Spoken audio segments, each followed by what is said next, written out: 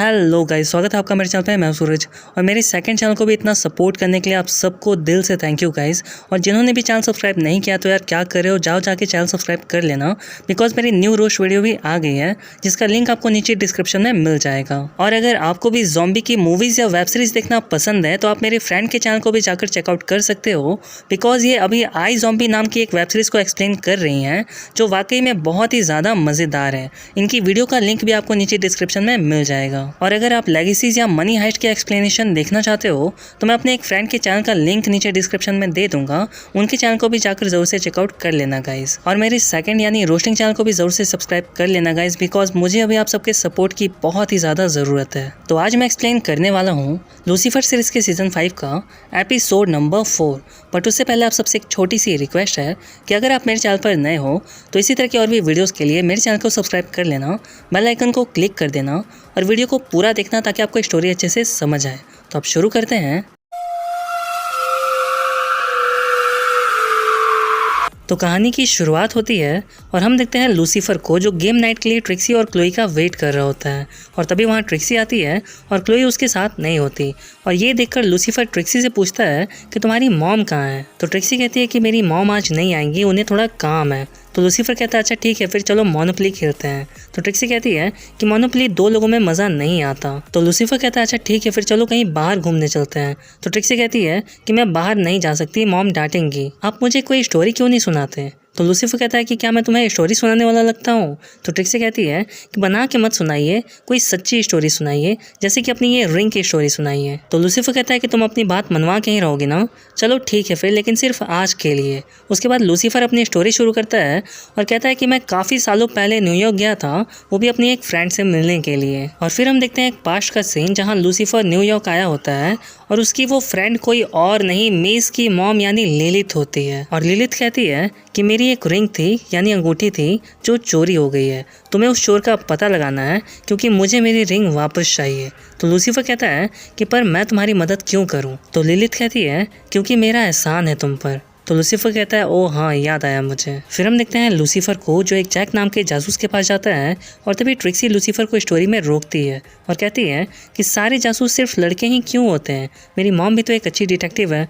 तो लूसीफर कहता है अच्छा ठीक है। फिर लूसीफर अपनी स्टोरी में जैक के साथ कुछ और लोगों को भी एज अ गर्ल शो करता है, हालांकि वो सारे मेल ही होते हैं। तो बिल्कुल भी कंफ्यूज मत होना गाइज, कोई भी डाउट हो तो मुझे नीचे कमेंट करके पूछ लेना। फिर लूसीफर जैक को लिलिथ के बारे में बताता है और हमें पता चलता है कि लिलिथ काफ़ी अच्छी सिंगर होती है और बहुत ही फेमस भी होती है। फिर लूसीफर कहता है कि लिलिथ की रिंग को किसी ने चुरा लिया है और मुझे उस चोर को पकड़ने में तुम्हारी मदद चाहिए। तो जैक कहता है कि पर मैं तुम्हारी मदद क्यों करूं।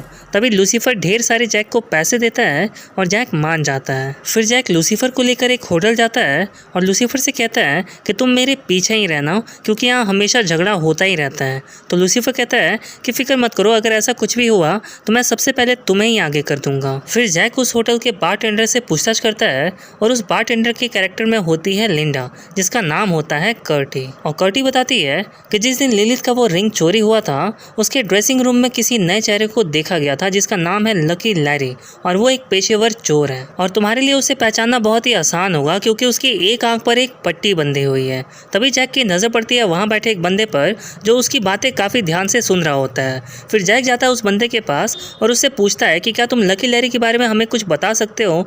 तो वो बंदा कहता है कि अगर तुम 5 मिनट के बाद मुझे बाहर मिलो तो मैं उसके बारे में तुम्हें सब कुछ बता सकता हूँ। फिर जैक और लूसीफर बाहर जाते हैं और उस बंदे का वेट कर रहे होते हैं, तभी वहाँ पर वो बंदा आता है। फिर जैक उस बंदे से पूछता है कि बताओ तुम हमें क्या बताने वाले थे।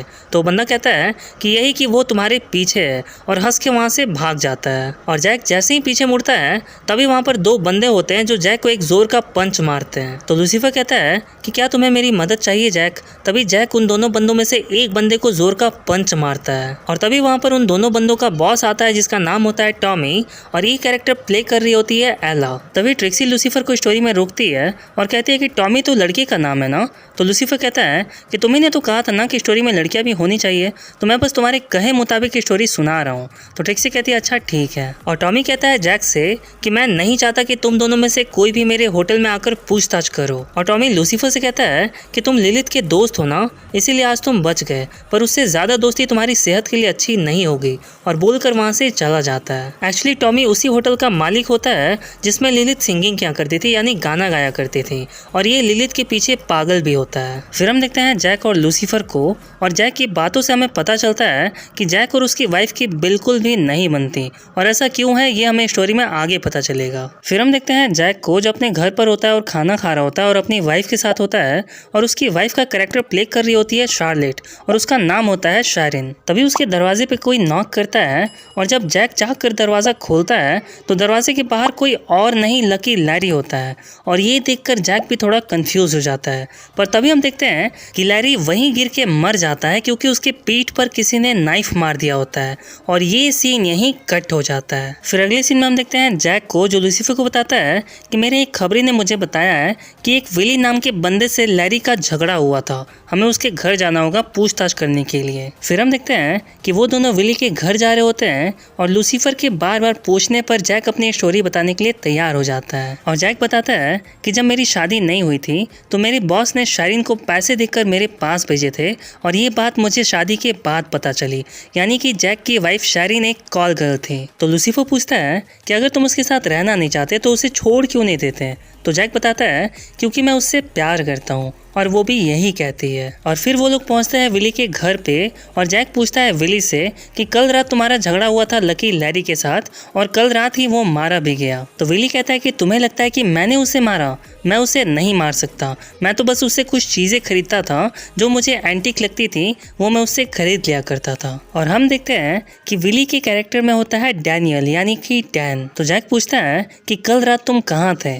तो विली कहता है कि कल रात मैं पेंटिंग के लिए पोज दे रहा था, मेरी पेंटर ये गवाही दे सकती है। फिर वहाँ कुछ पता ना चलने के बाद वो लोग सीधा जाते हैं लकी लैरी के घर पे, जहाँ जैक लूसीफर को बता रहा होता है कि वहाँ क्या हुआ होगा, और कैसे लैरी भागने की कोशिश कर रहा था खिड़की से जब उसके पीठ पर उस खूनी ने वो नाइफ मारा था। और तभी लूसीफर को वहाँ पर एक सिगार का टुकड़ा मिलता है, जिसे देखने के बाद इन दोनों को समझने में ज़्यादा देर नहीं लगती कि ये उसी ब्रांड का सिगार है जो टॉमी यूज़ किया करता था। और फिर ये लोग सीधा जाते हैं टॉमी के घर पे, जहां जैक लूसीफर को बताता है कि टॉमी ने लैरी को मार दिया क्योंकि उसने लिलिथ की रिंग चुराई थी, और टॉमी लिलिथ से प्यार करता था। और तभी इन दोनों की नज़र पड़ती है, और ये देखते हैं कि ऊपर से खून कहीं से टपक रहा होता है। और जब ये दोनों ऊपर देखते हैं तो वहाँ पर टॉमी का एक बंदा मरा पड़ा होता है।